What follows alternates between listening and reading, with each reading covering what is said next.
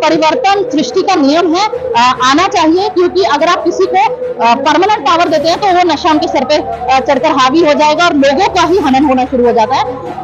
लोग मतदान करें किसी लालच में ना आकर, किसी छोटे लालच में ना आकर, ये देखें कि आपके लिए क्या सही है, आपके आने वाली जनरेशन के लिए क्या सही है। तो यही कहेंगे कि आने वाले समय में जो लोगों के लिए बेहतर है वही करें, जो लोगों को लगता है कि उनका फ्यूचर सिक्योर करता है, उनके हकों का हनन ना करें, उसको मद्देनजर रखते हुए वोट करें। राजस्थान की महिलाएं सिर्फ स्पेशल नहीं है ना, पूरे भारत की महिलाएं हैं, और ये सिर्फ महिलाओं के लिए सिलेंडर सस्ता नहीं, और महिलाएं खाना नहीं खाती, इसमें पुरुष, महिलाएं खाना पकाती है तो पुरुष खाना खाते हैं। तो इसको आप महिलाओं को नहीं कह सकते कि सिर्फ महिलाओं के लिए हमने सिलेंडर सस्ता किया।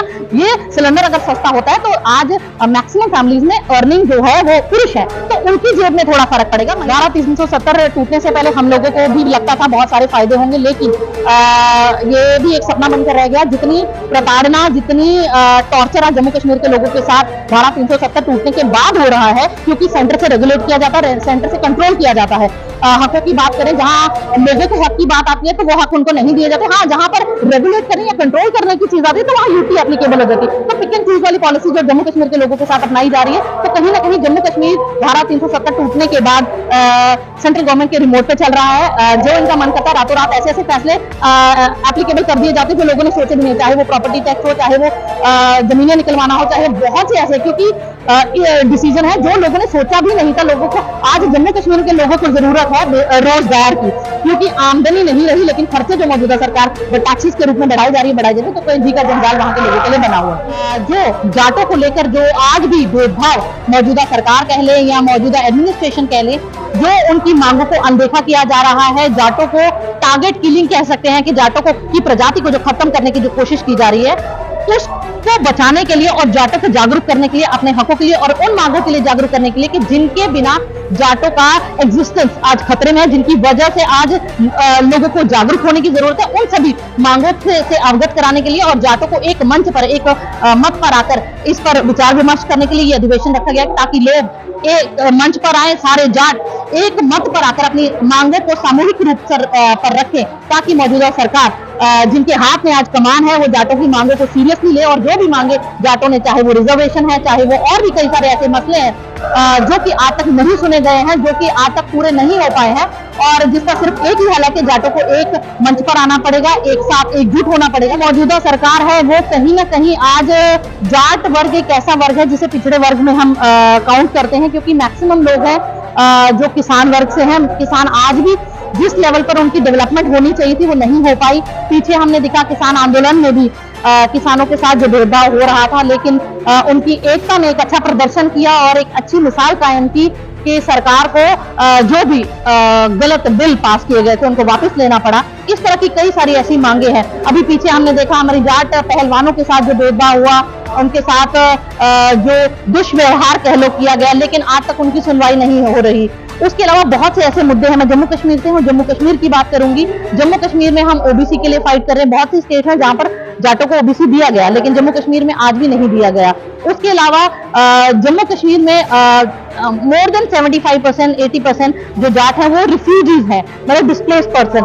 उनके जो हक है उनको नहीं दिए जा रहे, जैसे चाहे लैंड के प्रॉपर्टीज के ओनरशिप राइट हो, या फिर उनको एक कॉम्पनसेशन जो गारंटी सरकार ने दी थी वो भी नहीं दी जा रही। तो इस तरह के बहुत से ऐसे भेदभाव हैं जो जम्मू कश्मीर के जाटों के साथ भी किए जा रहे हैं। जिन जिन सीटों पे जाट इलेक्शन लड़ते थे, जानबूझ के टारगेट करके उन सीटों को रिजर्व कर दिया, जबकि पॉपुलेशन वहां पर मेजोरिटी जाट है। तो इस तरह की जो भेदभाव वाली राजनीति, भेदभाव वाला रवैया जो मौजूदा सरकार अपना रही है, तो कहीं ना कहीं उस रवैये को बदलने के लिए, कहीं ना कहीं उसमें सुधार लाने के लिए और जाटों के हकों की लड़ाई के लिए या जाटों को एकजुट करने के लिए और जागरूक करने के लिए ये अधिवेशन रखा गया। देखो, अपना पलड़ा झाड़ने के लिए सरकार कुछ भी कह सकती है, अब उनके हाथ में कमान है, वो अपने से कोई भी बयान दे सकते हैं, बट सच्चाई ये है कि लोगों ने अपनी मांगे रखी, एक जायज तरीके से रखी, लेकिन उन जायज तरीकों को भी इलीगल बताया जाता है, नाजायज बताया जाता है, लाठीचार्ज करवाए जाते हैं, जो कि संविधान के अंतर्गत आज सबको बोलने का हक है, अपनी मांग रखने का हक है। उन संविधान के उन हकों का भी हनन किया जा रहा है जो ओपनली।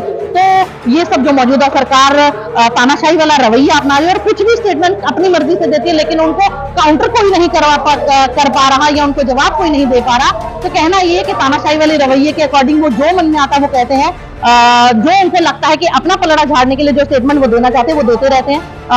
बट सच्चाई ये है कि आज लोग दुखी हैं, स्पेशली जाट है जिनके हकों का आज हनन हो रहा है, जिनके हकों को आज खत्म किया जा रहा है।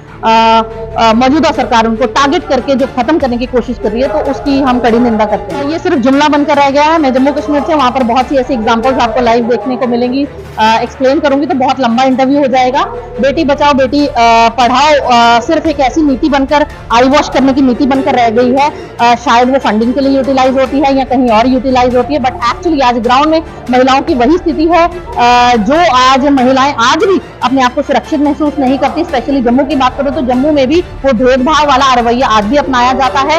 हाँ, जो इनकी पार्टी में इनकी शरण में जाता है तो उनका शायद उत्थान होता है, तो वहां बेटी बचाओ बेटी पढ़ाओ एप्लीकेबल होता है, लेकिन जो इनकी शरण में नहीं जाता तो वहां पर ये जुमले बनकर रह जाते हैं। तो ये सिर्फ आई वॉश करने का एक तरीका है, तो मैं नहीं कहूंगी। डेफिनेटली असर दिखेगा 2024 के जो चुनाव है। पिछले कई सालों में जम्मू कश्मीर में चुनाव ही नहीं हुआ इसी डर में, क्योंकि उनको लगता है कि सत्ता उनके हाथ में नहीं है और उनके पांव से जमीन खिसक चुकी है। तो इसी वजह से वो असेंबली इलेक्शन भी नहीं करवाते। पंचायत इलेक्शन होने थे नवंबर दिसंबर में, बट वो भी लिंगर ऑन कर दिए गए, पोस्टपोन कर दिए गए, सिर्फ इसी वजह से कि अभी जम्मू कश्मीर के जो हालात है, जम्मू कश्मीर के लोगों को इतना प्रताड़ित किया गया कि अब वो जवाब देंगे वोट के जरिए, तो इसलिए वो वोटिंग ही नहीं कराते। तो अब कहीं ना कहीं अब जो 2024 के जो करवाने ही पड़ेंगे पीएम इलेक्शन, तो उसमें कहीं ना कहीं आपको जो रोष है लोगों का वो दिखेगा। जी डेफिनेटली लोग वोट के जरिए अपना रोष प्रकट करेंगे, सच्चाई बयान करेंगे कि क्या वो सच में मौजूदा सरकार से खुश है कि दुखी है, क्योंकि और कोई जरिया तो आज लोगों के पास बचा नहीं। आज कोई आवाज नहीं उठा सकता, एक पीसफुल प्रोटेस्ट नहीं कर सकता। अगर कोई पीसफुल प्रोटेस्ट भी करते हैं, आप जम्मू कश्मीर के आप कोई भी सोशल साइट खोल के देखिए, हर गली हर नुक्कड़ पे प्रोटेस्ट होते हैं। आप पीसफुली भी बच्चे अगर एक साइड बैठ कर या कोई वर्ग एक साइड बैठकर प्रोटेस्ट करते हैं तो उन पर भी लाठीचार्ज और उनको जेलों में बंद कर दिया जाता है। तो जो कंट्रोल करने वाली एक नीति जो मौजूदा सरकार ने अपनाई है, तो वो लोगों को बोलने को दे नहीं रहे, सिर्फ लोगों को अब जो जरिया लोगों को बचा है अपना रोष प्रकट करना, वो वोट के जरिए। तो कहीं ना कहीं आने वाले चुनाव में आपको वोट के जरिए सच्चाई पता लगेगी। आज जम्मू कश्मीर बेरोजगारी में टॉप नंबर पे चल रहा है, आप गूगल कर सकते हैं।